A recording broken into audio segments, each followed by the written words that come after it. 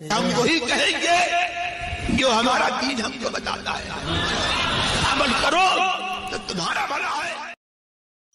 السلام علیکم ورحمۃ اللہ تعالی وبرکاتہ، نحمدہ ونصلی علی رسولہ الکریم۔ اس ہفتہ کئی اہم سوال ہوئے۔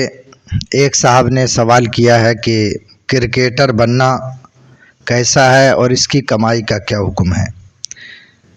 دیکھیے، کرکٹر یا اس طرح کا کوئی کھیل اگر لہو اور لعب کے طور پر کھیلے تو حرام اور گناہ ہے، اور اس سے بچنا واجب ہے، ضروری ہے، کیونکہ قرآن کریم میں اللہ رب العزت نے ارشاد فرمایا وَمِنَ النَّاسِ مَن يَشْتَرِي لَهْوَ الْحَدِيثِ لِيُضِلَّ عَن سَبِيلِ اللَّهِ بِغَيْرِ عِلْمٍ وَيَتَّخِذْهَا هُزُوًا أُولَٰئِكَ لَهُمْ عَذَابٌ مُّهِينٌ۔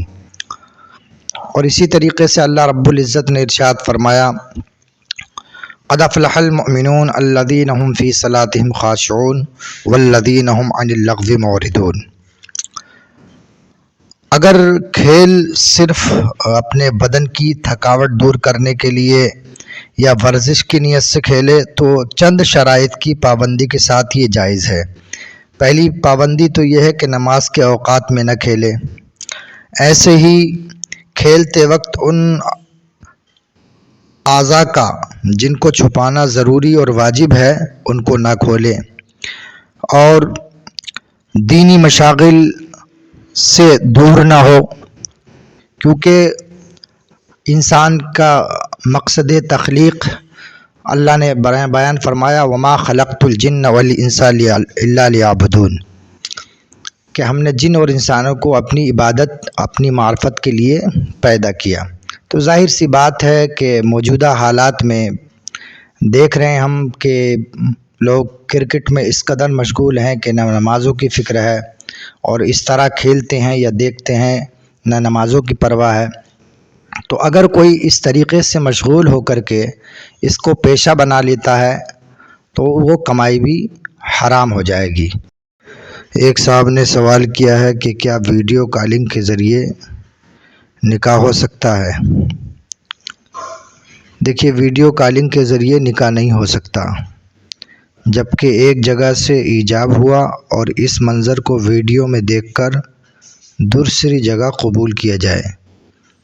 یہ صورت نکاح بذریعہ خطاب کی ہے، اور اس کے تمام شرائط میں سے دو شرطیں اس میں نہیں پائی جا رہی، کیونکہ اس صورت میں ایجاب و قبول دو الگ الگ مجلسوں میں ہوتا ہے، حالانکہ نکاح بذریعہ خطاب کے لیے ایجاب اور قبول کا ایک ہی مجلس میں ہونا شرط ہے، اور یہاں مجلس ایک نہیں ہے۔ ہاں، البتہ فتاوی فیض الرسول جلد اول میں کتاب النکاح صفحہ 560 پر اس کی ایک صورت توکیل بالنکاح کی لکھی ہوئی ہے کہ توکیل بالنکاح ہو سکتا ہے۔ کیسے کہ لڑکا یا لڑکی فون کے ذریعے یا ویڈیو کال کے ذریعے کسی کو اپنا وکیل بنا دے۔ مثلا لڑکی کسی سے کہے کہ میرا نکاح فلاں بن فلاں سے کر دو، اب وہ وکیل دو گواہوں کی موجودگی میں لڑکی کی جانب سے ایجاب و قبول کر لے تو نکاح ہو جائے گا۔ واللہ تعالی اعلم بالصواب۔ ایک صاحب نے سوال کیا ہے کہ اگر کوئی فون پر سلام کرے یا یہ کہے کہ میرا سلام فلاں سے کہہ دینا، تو کیا اس سلام کا جواب دینا واجب ہے؟ دیکھیے، میں نے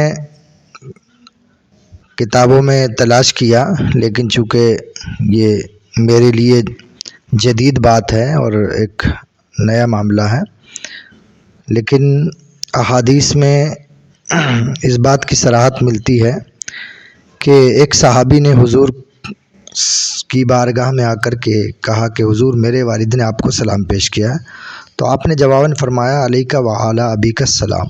اسی طریقے سے حضور نے خود حضرت عائشہ صدیقہ سے کہا کہ اے عائشہ تمہیں حضرت جبرائیل علیہ السلام کا سلام آیا ہے۔ تو نفس مسئلہ تو یہی ہے کہ اگر کسی شخص نے دوسرے سے کہا کہ فلاں کو میرا سلام کہہ دینا یا فلاں جگہ میرا سب کو سلام کہہ دینا، تو اگر اس نے ذمہ لے لیا تو یہ امانت بن گیا اور اس کا پہنچانا واجب ہے، اور اگر اس نے کچھ نہیں کہا جواب میں تو پھر پہنچا دے تو احسان ہوگا۔ لیکن فون کے ذریعے جو سلام پیش کیا جاتا ہے تو ہمارے اکابر علماء کا معمول ہے کہ وہ سلام کا جواب بھی پیش کرتے ہیں، اور اگر کسی نے سلام کا جواب کہلوایا ہے تو اس کو جواب بھی پہنچایا جاتا ہے۔ میری نظر سے صرف اتنا گزرا، واللہ تعالی عالم بالصواب۔ ایک صاحب نے سوال کیا ہے کہ حضرت پچھم کی طرف کو پیر کر کے تو لیٹ نہیں سکتے کیونکہ ادھر ہمارا کعبہ ہے۔ بالکل صحیح ہے۔ کیا اتر کی طرف بھی پیر نہیں کر سکتے؟ شریعت کی روشنی میں جواب عنایت فرمائیں۔ دیکھیے، اتر کی طرف پیر کر کے سونے پر کوئی حکم نہیں نافذ ہوگا۔ اتر طرف پیر کر کے سو سکتے ہیں، کوئی ممانعت نہیں۔ یہ مسئلہ عوام میں کافی مشہور ہو گیا ہے، اور ہندوستان میں کافی لوگ یہ خیال کرتے ہیں کہ اتر کی سمت پیر پھیلانا منع ہے کیونکہ ادھر قطب ہے۔ یہاں تک کہ اگر کوئی شمال یعنی اتر کی جانب پاؤں کر کے لیٹے یا سوئے تو اس کو نہایت ہی برا اور مذموم جانتے ہیں، اور مکانوں میں چارپائیاں ڈالنے میں اس بات کا خاص خیال رکھتے ہیں کہ سرہانہ یا تو پچھم کی طرف ہو یا پھر اتر کی جانب۔ شرعاً قبلے کی جانب پاؤں پھیلانا تو یقیناً بے ادبی و محرومی ہے۔ اس کے علاوہ باقی سمتیں اسلام میں برابر ہیں، کسی کو کسی سمت پر کوئی فضیلت اور برتری نہیں۔ سرکار اعلیٰ حضرت علیہ الرحمت و رضوان فرماتے ہیں، الملفوظ جلد دوم صفحہ 52 پر آپ نے لکھا ہے کہ یہ مسئلہ جوہلا میں بہت مشہور ہے کہ قطب عوام میں ایک ستارے کا نام ہے کہ قطب شمالی کے قریب ہے تو تارے تو چاروں طرف ہیں، کسی طرف پاؤں نہ کریں۔ واللہ عالم بالصواب۔ ایک صاحب نے سوال کیا ہے کہ حضرت میں عصر کی نماز پڑھنے کے لیے کھڑا ہوا اور 2 رکعت نماز پڑھ کر کے میں نے سلام پھیر دیا، اس کے بعد میں ترنت کھڑا ہو گیا اور 2 رکعت اور پڑھی، تو کیا اس صورت میں نماز ہو جائے گی؟ دیکھیے، اس سلسلے میں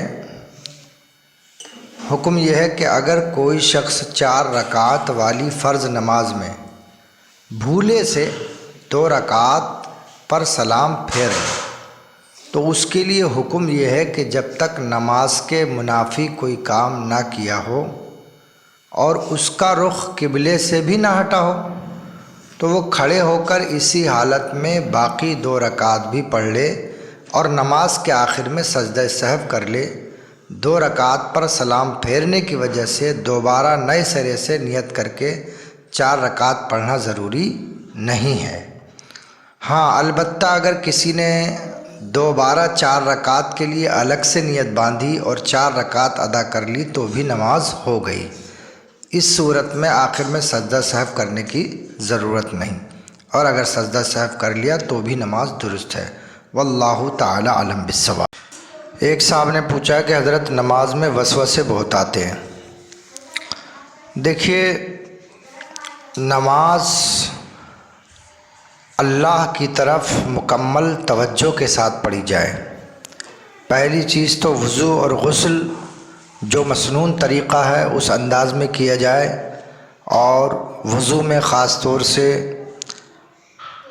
اچھی طریقے سے اعضاء کا خیال رکھنا چاہیے، بالخصوص سردی کے موسم میں۔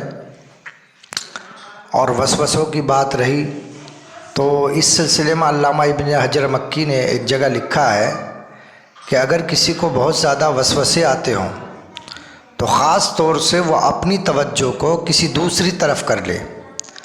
اب دوسری طرف کیا؟ ہم لوگ اللہ کی بندگی کے لیے کھڑے ہوتے ہیں، اور حضور نبی کریم صلی اللہ علیہ وسلم نے ارشاد فرمایا کہ تم اس طرح نماز پڑھو گویا کہ تم خدا کو دیکھ رہے ہو، اور اگر یہ نہیں ہو سکتا تو یہ سمجھ لو کہ خدا ہمیں دیکھ رہا ہے۔ تو توجہ اللہ، اللہ کی طرف خصوصی توجہ کر کے اپنی ساری توجہ اللہ کی طرف مبذول کریں تو انشاءاللہ اللہ رب العزت ان سارے وسوسوں سے محفوظ فرمائے گا۔ اللہ سے دعا ہے کہ مولا تعالی ہم سب کو شیطان کی شرارت سے محفوظ فرمائے، اور یہ سب شیطان کی طرف سے ہوتا ہے۔ اس لیے آپ اپنی توجہ اللہ کی طرف مکمل کریں۔ اللہ ہم سب کو عمل کی توفیق عطا فرمائے۔ واللہ اعلم بالصواب۔ ایک خاتون ہے دہلی سے، انہوں نے ایک سوال کیا ہے کہ حضرت جس عورت کے شوہر انتقال کر جائیں تو اس کو کتنی عدت گزارنی ہوگی؟ دیکھیے قرآن کریم میں جس عورت کا شوہر انتقال کر جائے اس کی عدت 4 اشہر و عشرہ، 4 مہینہ 10 دن کے الفاظ ہیں۔ تو جس عورت کے شوہر انتقال کر جائیں اس عورت کی عدت 4 مہینہ 10 دن ہے، اور 4 مہینہ 10 دن کا اعتبار یہ اسلامک مہینوں کے اعتبار سے ہوگا۔ واللہ اعلم بالصواب۔ ایک صاحب نے پوچھا ہے حضرت قوالی سننا کیسا ہے؟ دیکھیے قوالی کے سلسلے میں رائے مختلف ہے، لیکن صحیح یہ ہے کہ وہ قوالی جو مزامیر کے ساتھ ہو اس کو سننا حرام ہے۔ واللہ اعلم بالصواب۔